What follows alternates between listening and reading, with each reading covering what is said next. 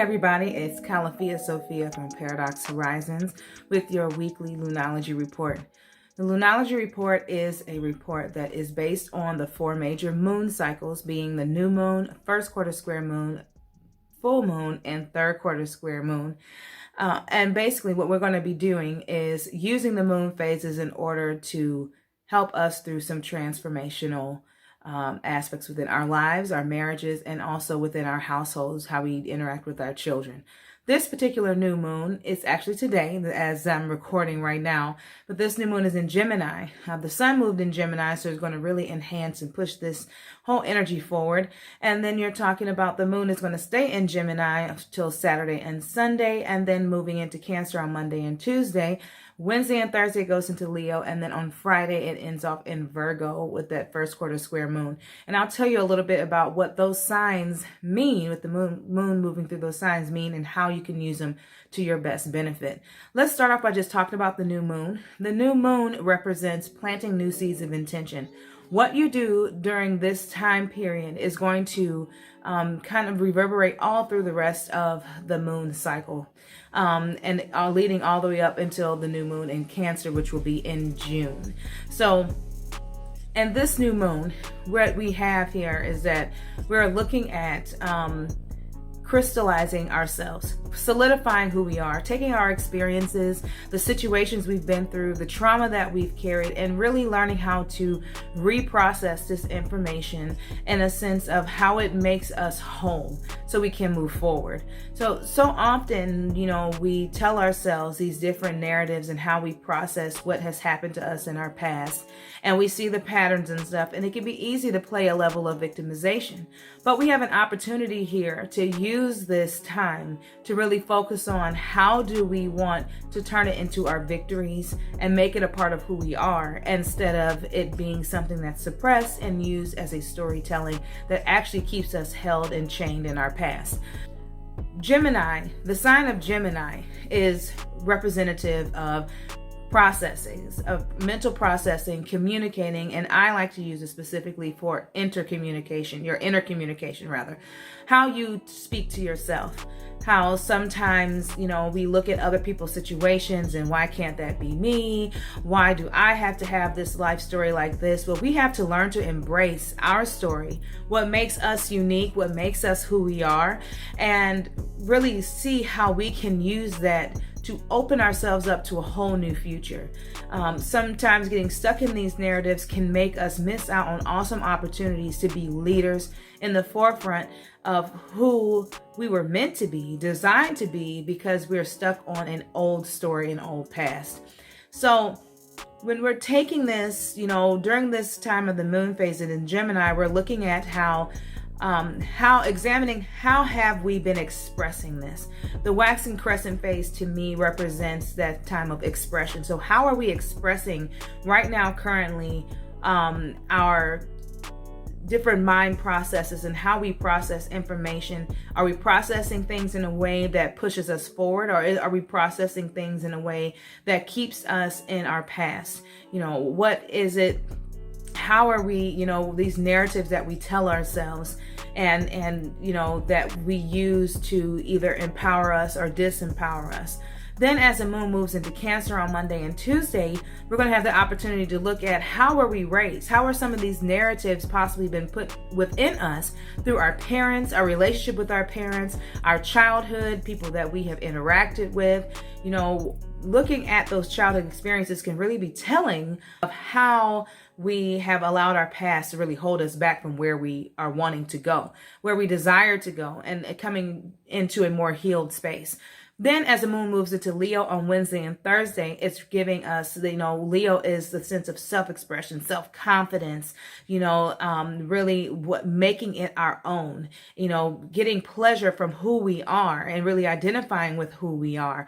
So it's like, and then by looking at how do we want to express, how do we want to allow our mind to work? Are we wanting to more so? I hate getting down on myself. I really want to motivate myself. Yeah, I've been through this and this, But these different situations have made me this, and that's what I really want to focus on. And so this is really our challenge right now. We're not going to really focus on action steps just yet, because that's where that first quarter square moon in Virgo is going to come into place. But which is first quarter square moon in Virgo is a crisis in action. So, but where we are really wanting to do is just really focus on, this is a mentalizing period. You know, the darkness of night really represents the subconscious. So we're digging up through our subconscious. Where do we want to make these changes? Where do we need to make changes? And where are we wanting to go? So, and then while we're focusing on this internally, this also reflects out to our relationships, our marriages, our close-knit, loving relationships, whether it's a long-term partner. A lot of times what we wind up doing is we even can process our relationship by comparing and contrasting to others. And then also looking again at the moon moving into Cancer, how our parents, looking at their marriage and relationship, how do they say that we need to be in a relationship? Is it old school, traditional, or, and it's just not allowing us to make our own mark when it comes to our marriage. Our marriage and our relationships, we should be working on being two unique beings, working together and making something just amazingly awesome. And a lot of times we hold our marriage and relationship back because we're trying to be something that we just are not. I know I've gone through this myself, in a sense of like trying to be this typical ideal wife, but that wasn't really how I saw myself. And so by really looking at these different aspects of, examine again, while the moon's in Gemini, we're examining what narratives are we telling ourselves when it comes to our husband, our wife, and where do we get that from, where the moon's moving in Cancer? And then what do we want our marriage to be? How unique and how different, am I not allowing my partner to be themselves because I'm not accepting myself? And this is just really that time to really just bring it up to the surface. Get it out of the darkness and really confront this. And then, as we move on to our children, it's the same thing. How are we with our kids? How are we processing what it means to have children? What are these old narratives that we have been, playing over and over in our minds? Oh my gosh, kids are so exhausting, or they're so this. And it's like, you hear so much of a narrative nowadays where it's like pleasure from your children. No, they just drive you crazy and this and this. And so we keep this narrative going and we don't even really stop and examine, well, where do we get this from? And then, taking it back with that moon in Cancer, looking at it again, and it's like, well, I get this from my parents, or I get this from my grandparents, or people that I was around growing up, making it seem like this is how I need to be when it comes to, understanding what it is to be a parent. So it's just a challenge right now. And especially as that moon moves into Leo, who are you going to be? Who do you want to be? Who are you really? And not being afraid to express that. In the same way in our marriage, and then also as parents, stop trying to live up to this bar, this standard, that imaginary standard that people place upon you. Don't be afraid to be yourself.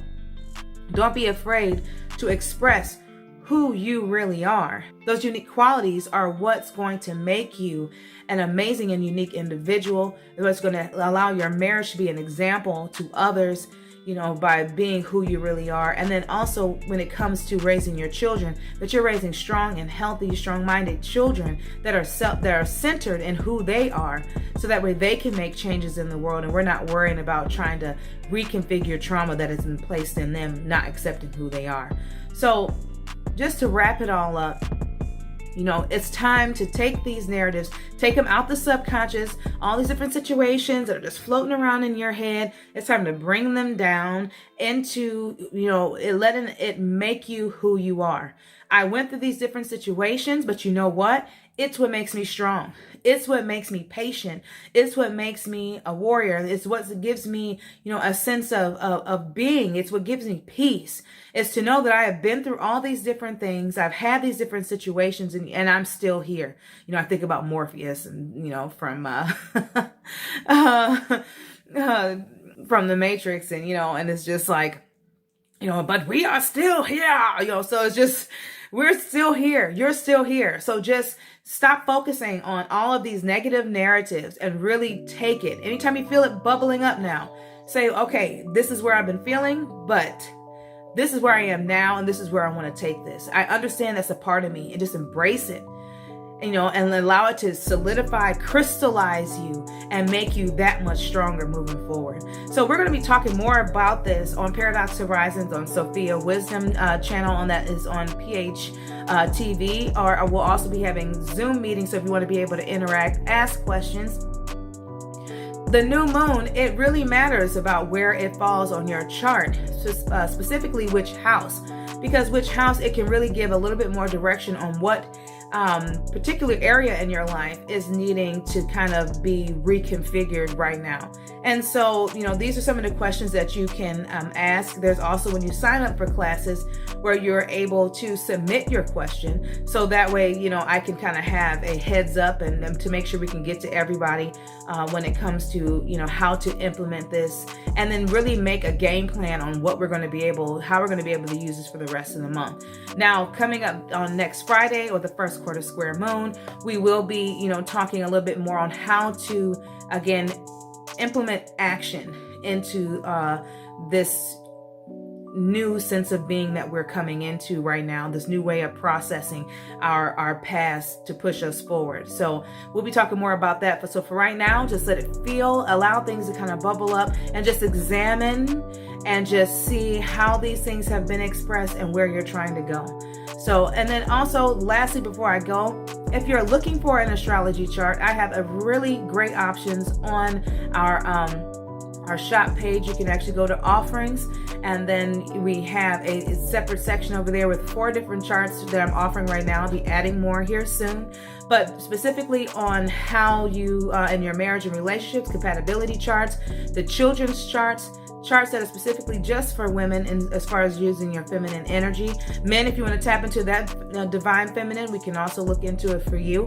Also, we have just an overall chart just to read all different aspects of your natal chart, and they're really given in a no-nonsense way. You don't have to know anything about astrology to be able to really gain something from it, which is my whole purpose in wanting to have these charts available for you. All of them are a $45 flat rate. So, just be able, you can go right on and order, give the information. It's about a 24-hour turnaround period. So definitely come and check it out. But with that, I'm going to go ahead and wrap it up and get on out of your eye. And I will be here next week, next Friday, where we're going to talk about that first quarter square moon crisis in action in Virgo. See how we're going to be cleaning this up a bit. All right, guys, you have a great weekend, good Memorial Day weekend. And just remember, just examine and just see how you're expressing it. And you guys got this. And I'll see you next week. All right, peace.